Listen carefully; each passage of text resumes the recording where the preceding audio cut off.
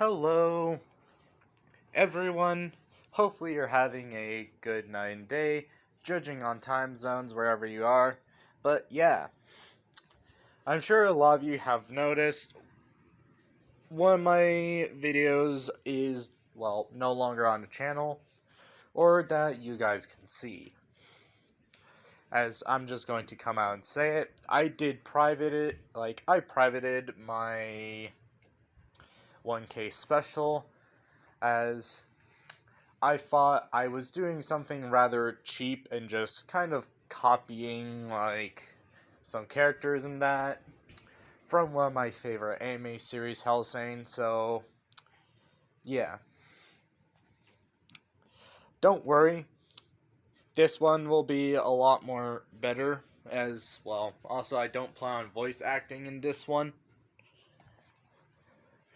as I still have to, figure out how to, readjust the pitch of my voice again. So, yeah.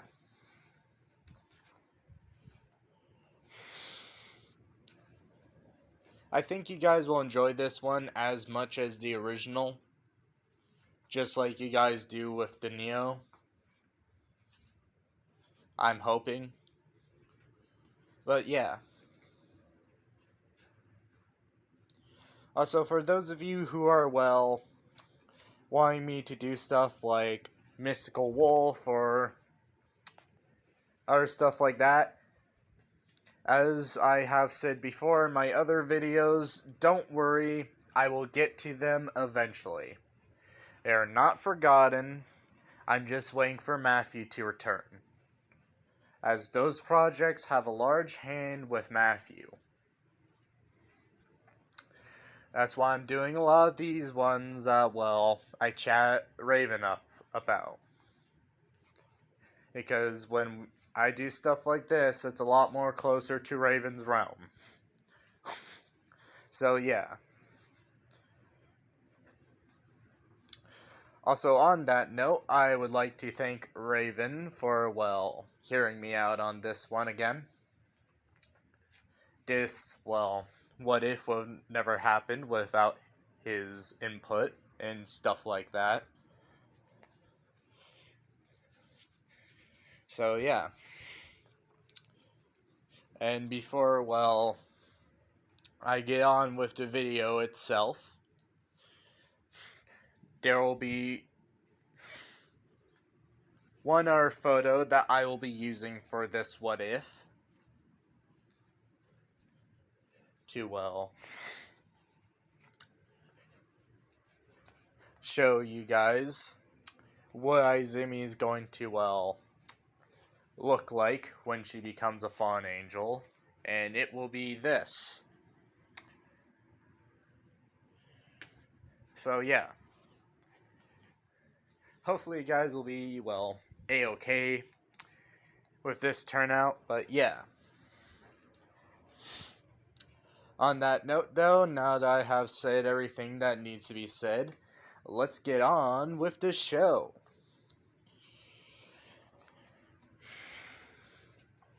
As we cut to, a mansion.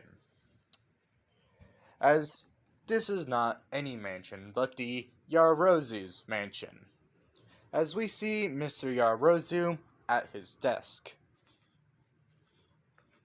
As we can also see Mrs. Yarozu not too far away.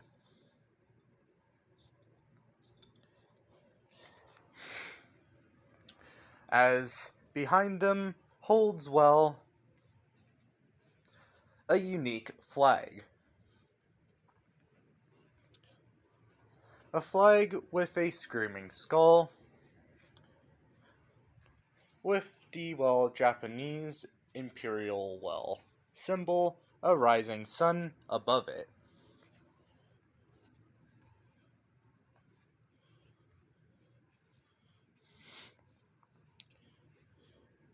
With the words beside it saying, Demon Slayers. As we see on Mr. Yarozu's desk, a phone begin to ring.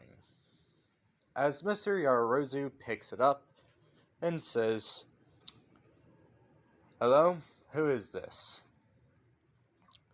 As a very nice voice comes through the phone, a man's voice, one of Mr. Yarozu's operators of the Demon Slayer Company. His ace, per se.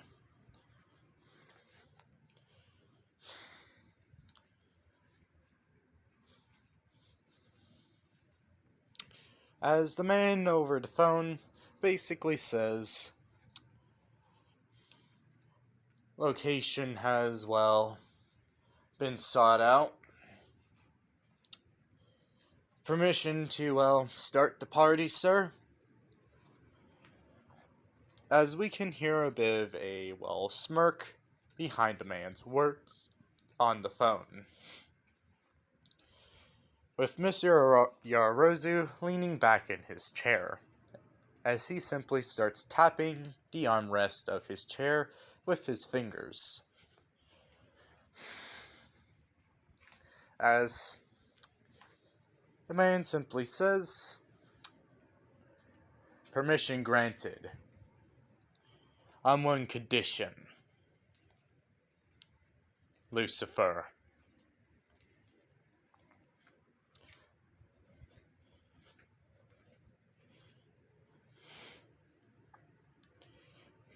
As the other side of the phone is quiet, as Mr. Yarozu just nods and continues with this one condition: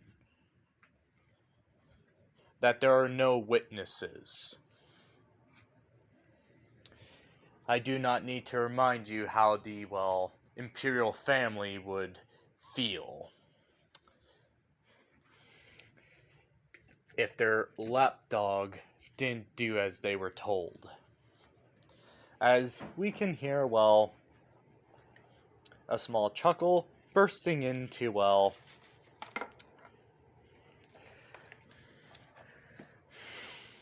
a downright sinister laugh.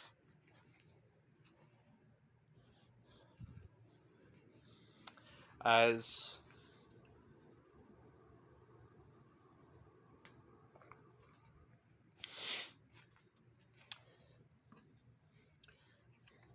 Lucifer just says one thing: "Boy, I cannot wait for you to kick the bucket, you old fart.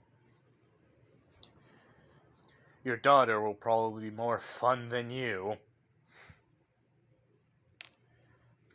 As Mr. Yarozu would just smile at his old friend's antics.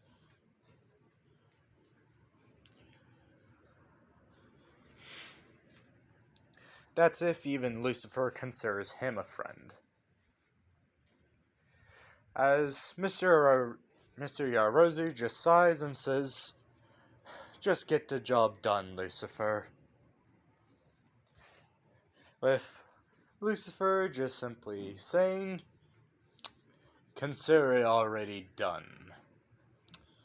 As the line for Mr. Yarozu would suddenly cut off.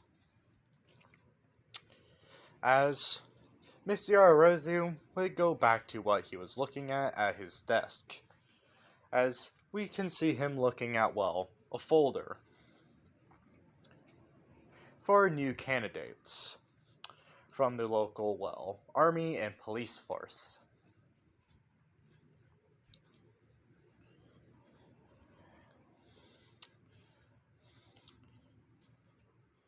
As some of his operators and agents ended up going missing a few days ago from their posts, as he needs to replace them.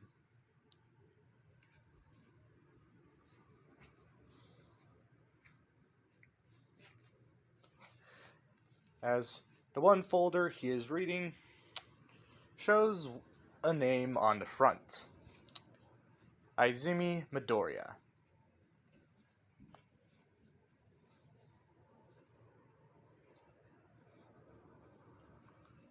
as he opens up the folder and begins to read it. As we cut to, well, a small apartment in the downtown of the city.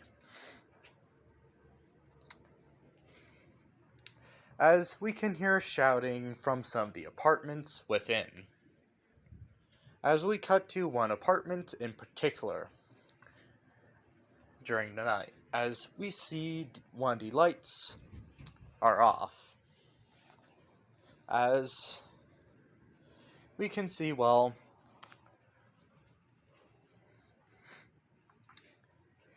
a girl that looks to be of mixed European heritage and Eastern heritage, with blonde hair and, well, a bit of tan skin.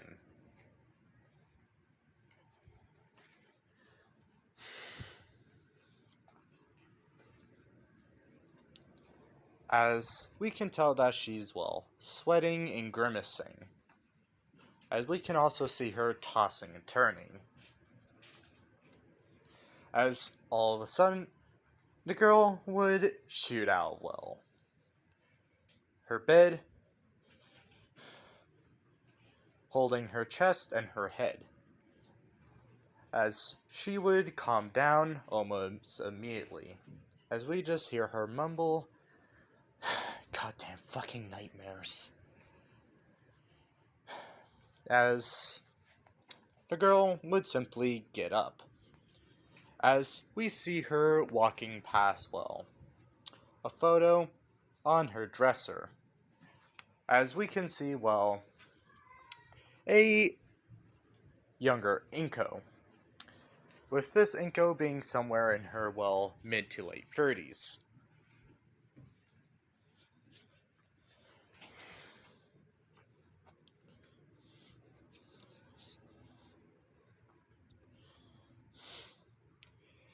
As all she sees is just, well, her and her mom.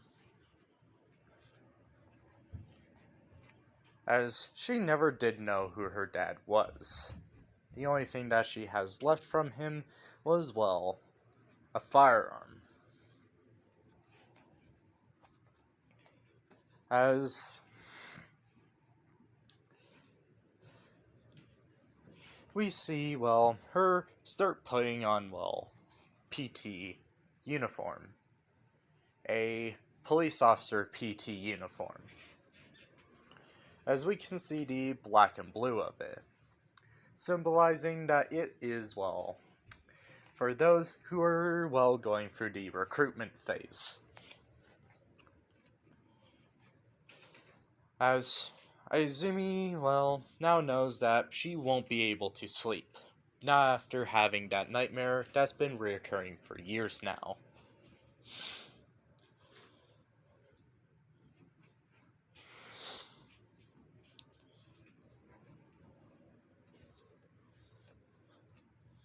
As we see her simply, well, feel through, well, the picture as we see her pull out, well, a key from the frame. As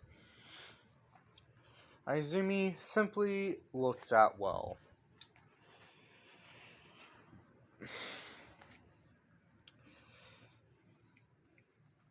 her dresser, as we can see, well, one drawer doesn't have a handle.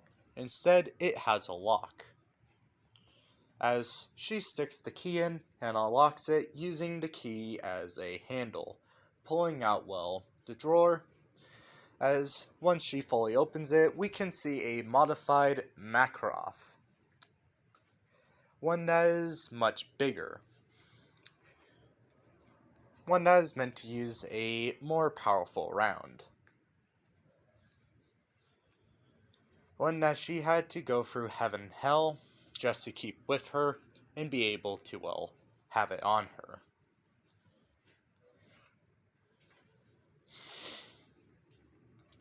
As she picks it up, feeling, well, the varnish, well, cherry oak handle, that which was well on it.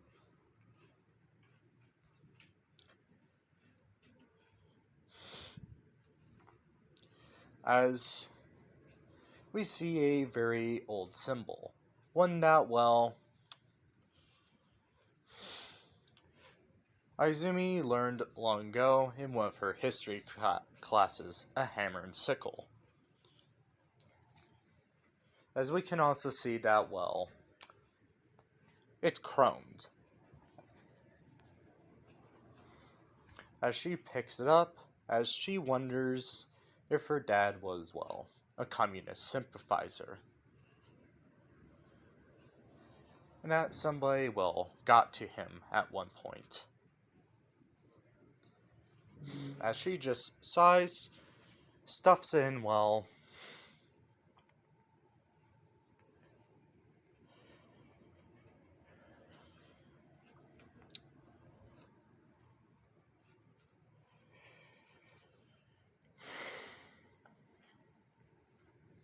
the back of, well, her pants with, well,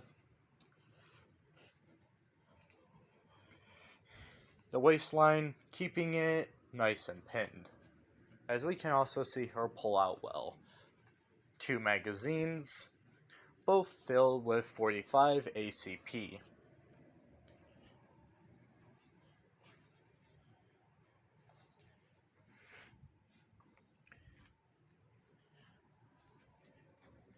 As we see her stuff them in her pocket. As Izumi closes up the drawer and simply locks it again, putting the key back where it belongs.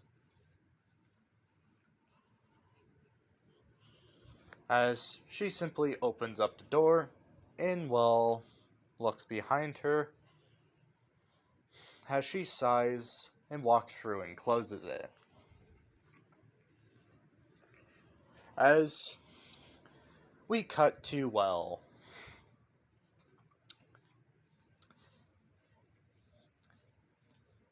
another area in downtown. Mostly under downtown.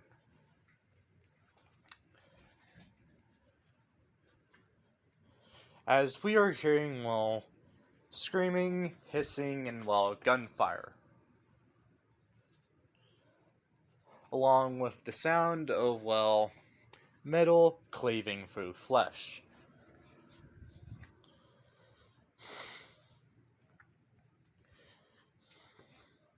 As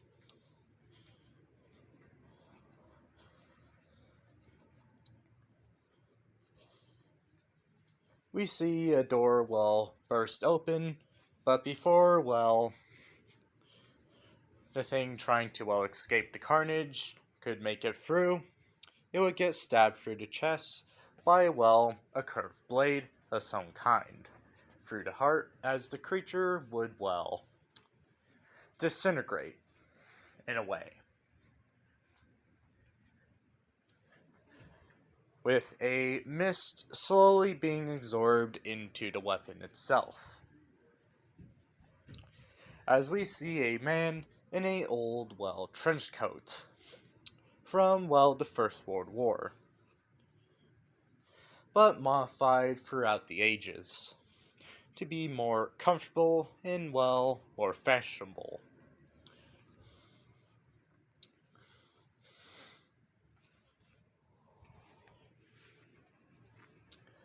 As we see a man with, well, eyes as blue as the sky, and hair as dark as night. As we can see, well, a smile on his face as he's just whistling a tune. As he's personally not taking this job very seriously, like he thinks his boss is. As we can see, well, a patch on the, well, trench coat itself. The same, well, thing that we saw in Mr. Yararozu's office. a skull screeching below the rising sun of Japan. As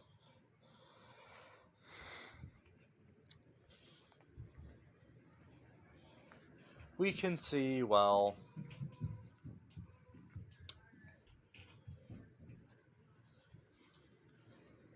a group of people within the room, with all of them having red eyes that which are glowing. As we can see, well, some growling and some bearing fangs, with most of them being pale.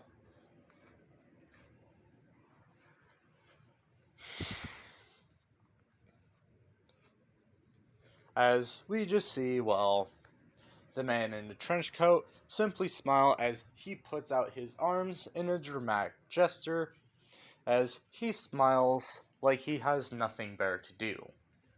As he just simply say, "Well, I'm here, and it's time to get this party started, folks." As the man realizes that, well, one has slipped off already, as he sighs, thinking that he's going to have to hunt that one down. As he knows if he doesn't, Alucard will never let him live it down, even if he is older than him. With us just hearing, well, the man mutter, "Can't let that fucking blood-sucking brat know that I let one get away. I'm gonna have to hunt down that one." As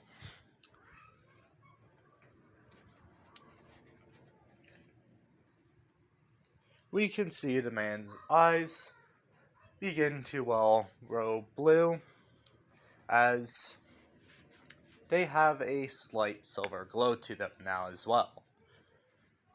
As the magic smile comes on again, as he simply holds out, well, his hand as in holding the scythe, and snaps his fingers. As two portals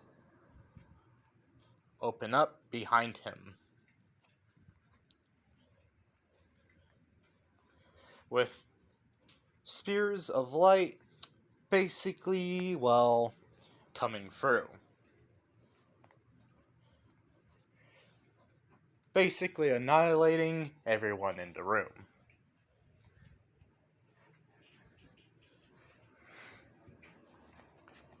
As we go back to, well, Izumi, as we can see her simply jogging along, keeping a steady pace.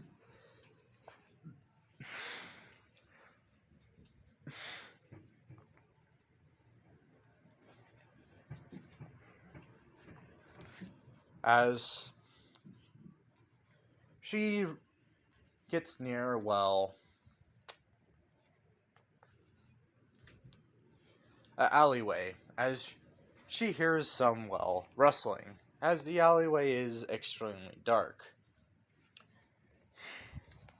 With Izumi not taking any chances, as she stops, does a about turn, sliding out her Makarov and quickly loading it, aiming it down, well, the alley, as her eyes are narrowed.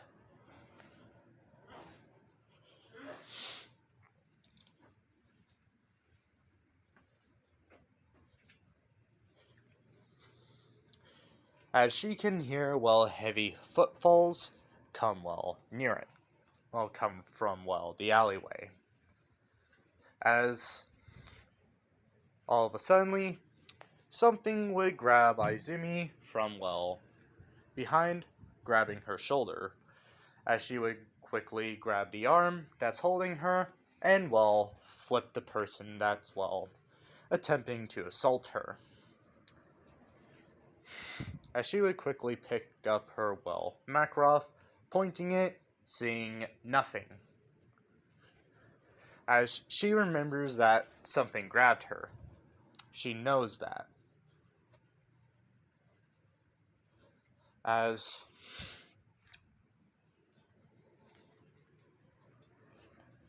she thinks that maybe this person has a speed quirk, or a quirk that makes them invisible.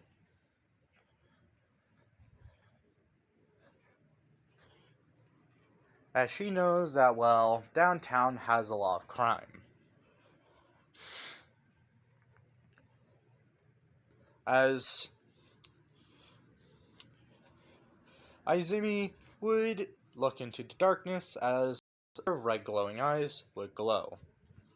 As Izumi would quickly point her, Makarov at the figure. As she would tell them to, stand down and come quietly. And that the justice system will be gentle on them for quirk use. As Izumi knows that she's not, a police officer yet. But she is a police cadet, and she will do her damn best to, embody what it means to be an officer of the law. As she simply, narrows her eyes more at the figure as it steps out, as we can now see a matic smile on the figure with its red glowing eyes. As Izumi keeps on telling it to stand down or she'll have to use force.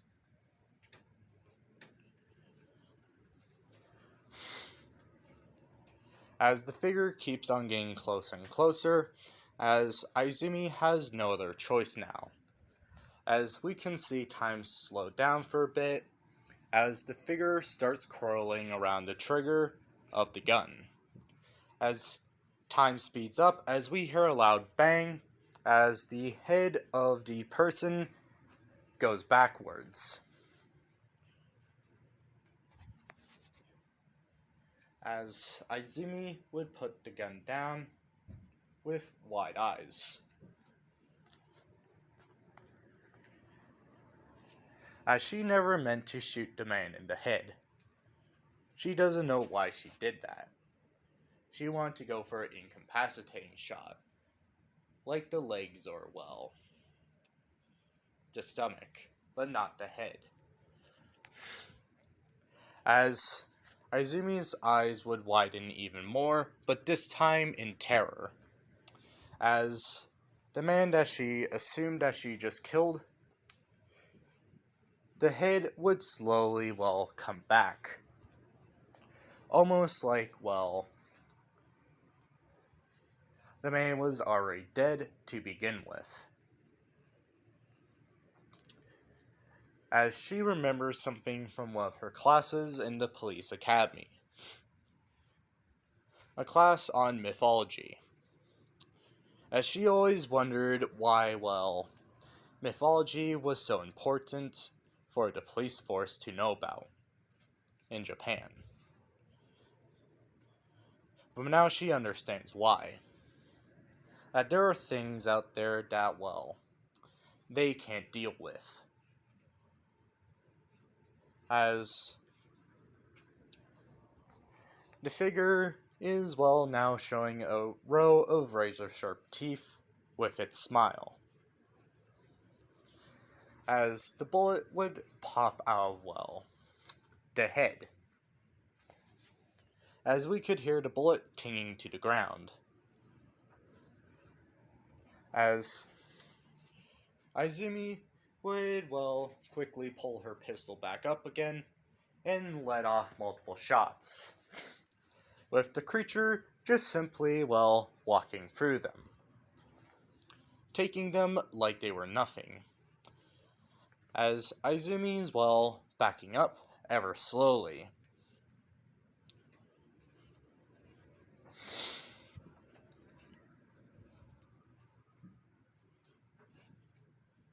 as she bumps into, well, somebody behind her, as she turns around and takes a pot shot at them. As we can see the man that we saw in the sewers, or the underground, not too long ago, killing, well, all those creatures. Lucifer, as we can see him looking down at a hole in his, well, chest, a small hole, as a black flame would appear with the bullet popping out and the flame sealing the hole. As he would do nothing more than quirk an eyebrow, as it has been a while that anybody has literally tried to even kill him.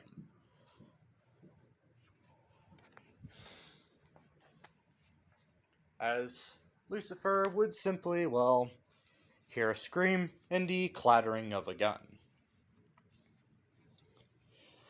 As Lucifer, with his jovialness, would look up with a quirked eyebrow, as he would see, well, the monster that he came to kill, the soul that he came to reap,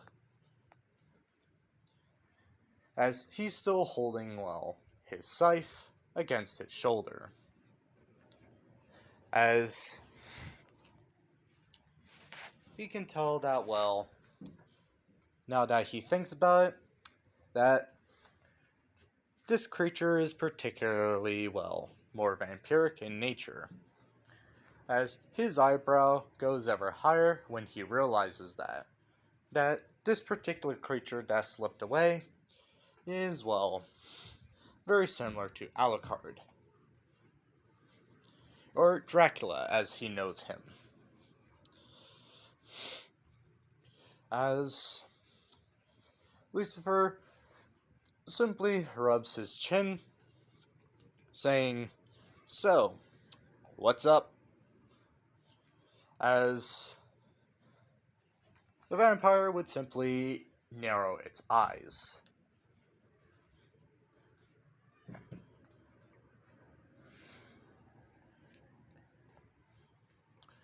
saying, "If you come any closer, I will kill her." With Lucifer just kind of, well, chuckling at that, saying, "So?"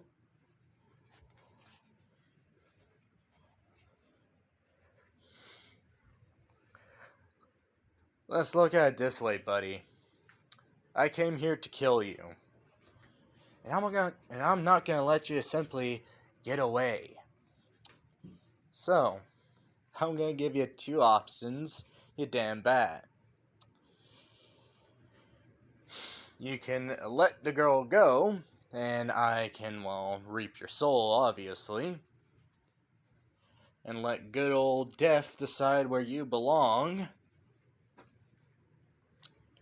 Or, I just killed the both of you. As the vampire would narrow his eyes, as he would take, well, his fingers as they would break, well, Izumi's skin a little, drawing a bit of blood. As Lucifer went from being, well, childish and jovial to, well, serious, and much older than, well, he acts.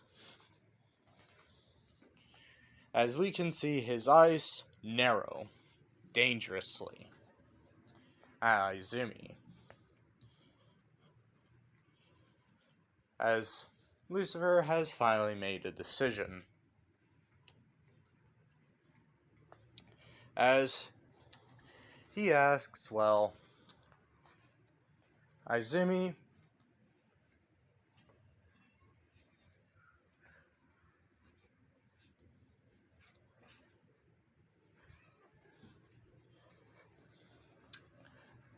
why did you shoot me? As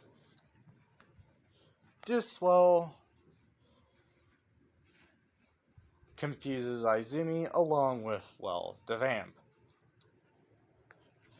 As Izumi doesn't know how to answer that specific question, as she simply, well, splutters out, "I don't know what you mean."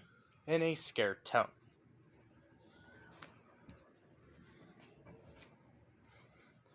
As Lucifer's eyes narrow even more. As he rephrases it differently. Why are you fighting, even though it's useless? And you are clearly weaker. As Izumi doesn't say anything, but Lucifer can see it within the eyes. As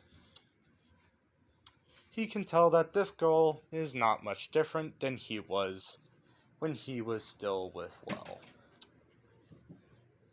his family. When they didn't cast him out. As he smiles as he swings his scythe, as it pierces through, well, Izumi's gut and the vampire's gut. As the scythe is ripped upwards, as we can see that, well, Lucifer's scythe is slightly serrated.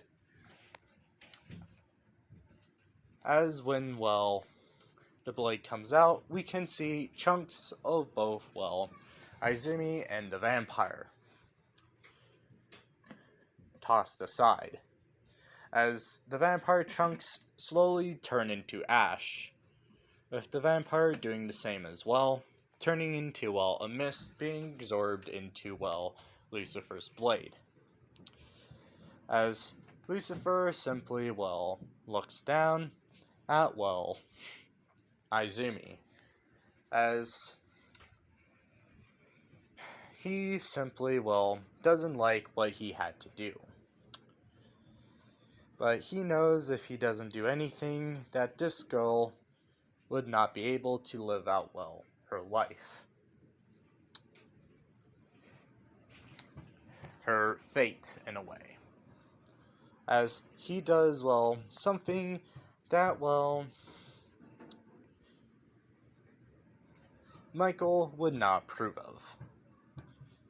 As he plunges his hand into his chest, pulling out, well, a fraction of his soul and essence. A piece of him, if you would. As it's a little tiny orb, not as small as a marble. As he looks at, well, Izumi, as he says, "You know, I can save you, girl. But you're gonna have to want to live. You've proven that you have, well, the fire to face impossible odds, even if it comes down to, well, your own death. So, what you gonna pick? Become something more than, well, human, or die as a dog?"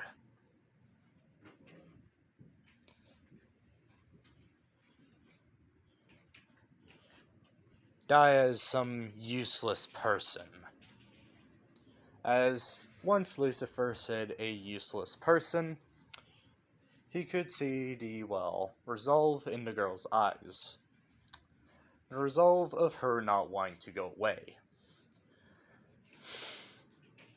As he can also see, said eyes are slowly growing dimmer and dimmer. As he simply smiles and says, "Welcome to the Earth side," as he plunges his hand into the girl's chest, into Izumi's chest, taking the fraction of his soul and, well, fusing it with hers. As we can see, well, Izumi die, per se. As we can see, well, Lucifer slowly looking, as he can see, well, black flames slowly start to, well, remake Izumi from, well, everything about her.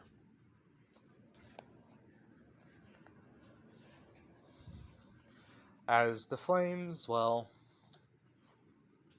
resealed the hole that, well, Lucifer made. As we cut to, well, Izumi, as she's in, well, a realm. Death's realm, per se. As we can see, well, a hooded, robed figure with skeletal hands and skeletal wings look down at, well,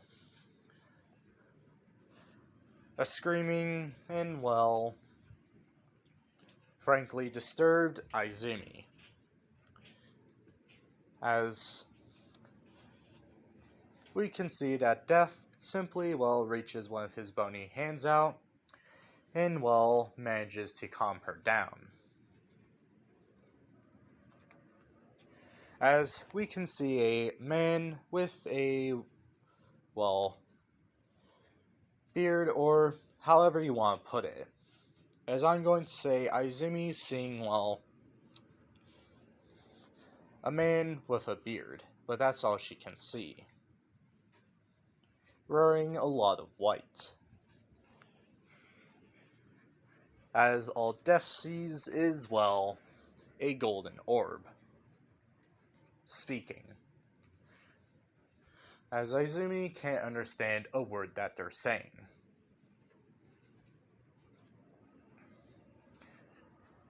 As the man would suddenly disappear. If what she's assuming is Death is still, well, helping her out.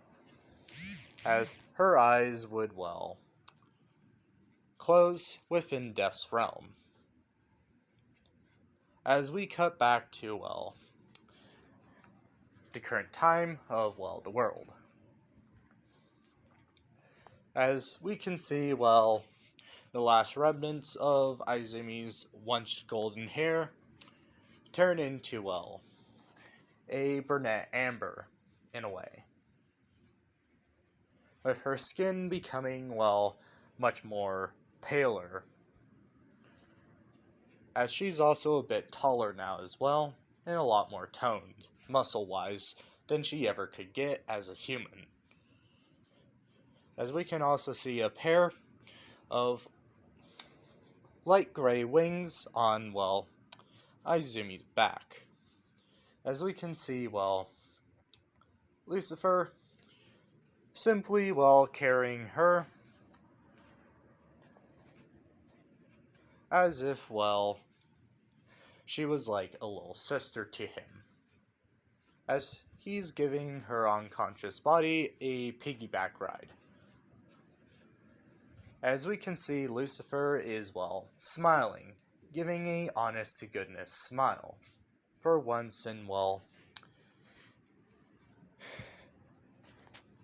his long time of being banished from heaven.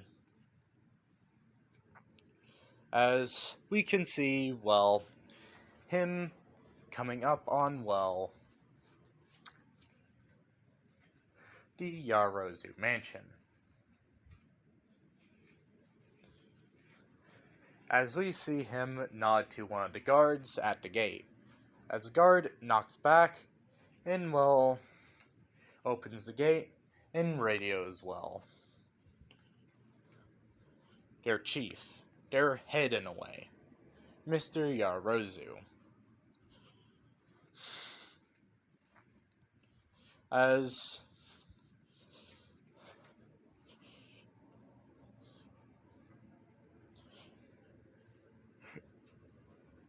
we cut to a few more minutes later, as we see Lucifer sitting near a bed. As we see, well, the door open. Not with a slam or large amount of force, but a casual open. As we can see, well, it's Mr. Yararozu. As Mr. Yararozu's eyes widen at the angel on the bed.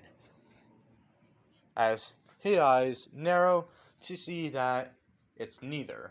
It's not a fallen angel, nor, well, an angel from heaven. A heavenly demon, in a way. As if anything, it looks closer to, well, a Nephilim.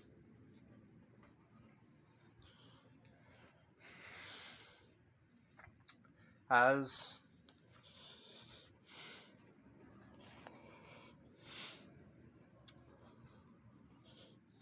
before he can say anything to, well, Lucifer simply throws, well, a wallet at Mr. well, Yararozu, as Mr. Yararozu opens it up. Seeing that, well, it's the ID of the file of Izumi Midoriya that he was looking at not too long ago. One that he had approved to be transferred here, to become a operator.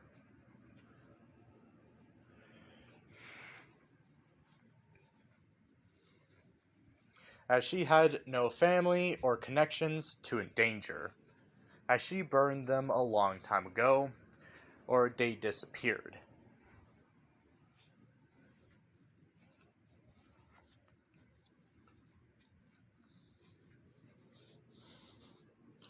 As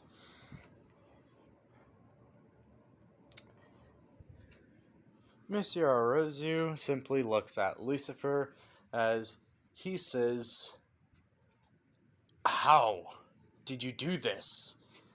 It shouldn't be possible." With Lucifer simply giving a smile as he shrugs. Impossible is just a word that makes people make the impossible possible. Besides, I saw that it wasn't her time yet.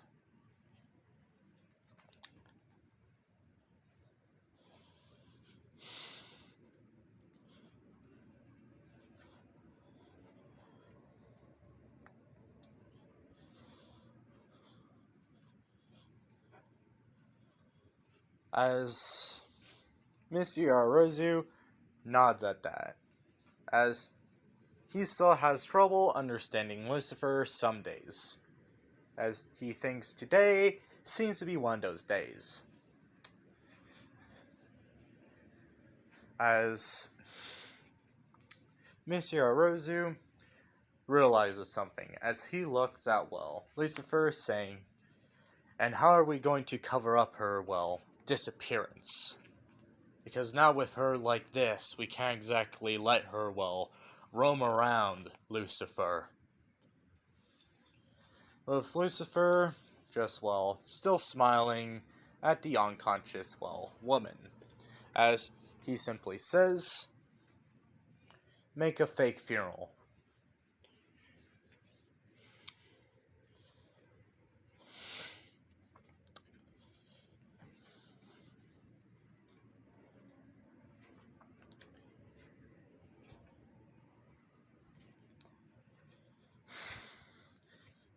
Have it, well, where it's a closed casket. Due to, well, incidents. If it makes you feel better, I'll even grab a, well, random homeless woman. And, well, severely defigure her. So we can keep this one.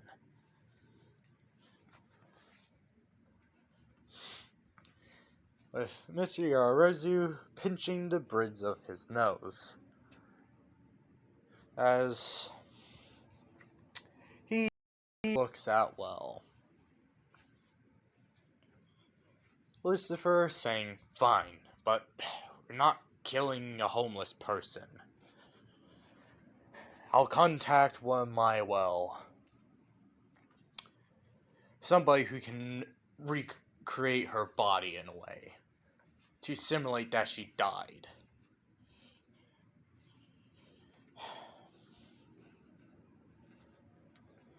Now, one more problem here, Lucifer.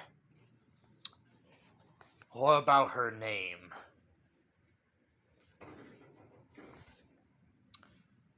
People will get suspicious if, she says her name is Izumi Midoriya. With Lucifer simply smiling, as he simply says, "I already have that covered, boss." As he goes back to a bit of his more jovial nature, in a way, Lucifer. Besides, I'm sure Latanya will be a good person.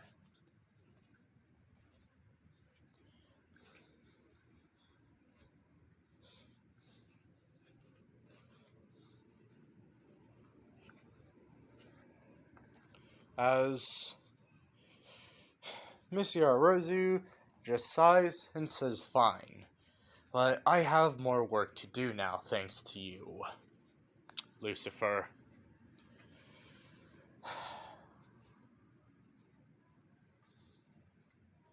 I'll also have to explain this to the Imperial family too, now I think about it.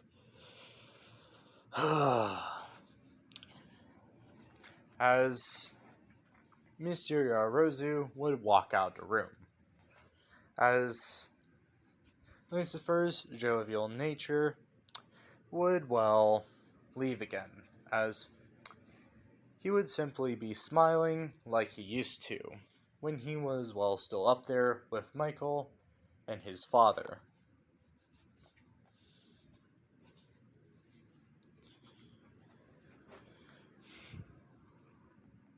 As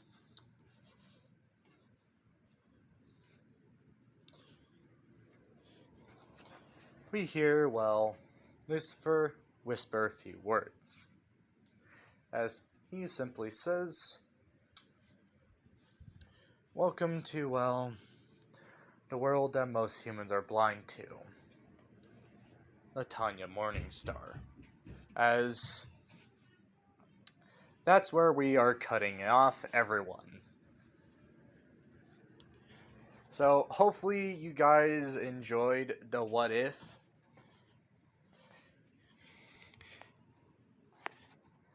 Next part for, we're going to see her looking a whole lot more like this. So, yeah. Hopefully you guys enjoyed this replacement or redo of my 1K special.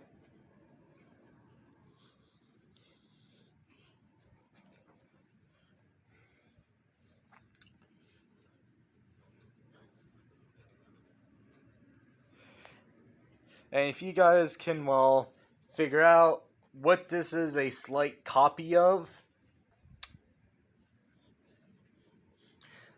I will, like and, heart your comment from the channel and, crew itself.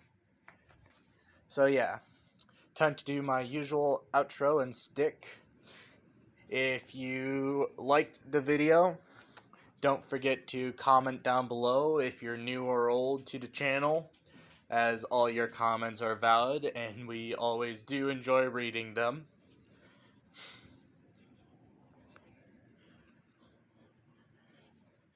Also, if you liked our videos that we have, recently gone with and, made, don't forget to, subscribe to the channel. And if you guys want to, well, like the video, if you guys liked it, that would be great too. But I'm not going to force you guys to, well, like my videos or stuff like that. As long as you guys, well, keep on coming and watching our stuff, we will keep on making the videos. So yeah. Also, there will be a link in the description below to our Discord. Those on our Discord will get a higher chance of, well, being noticed and having, well, a option to be a part of the What If crew themselves. A lot of your ideas will also be, well, listened to more by myself and Matthew. So yeah.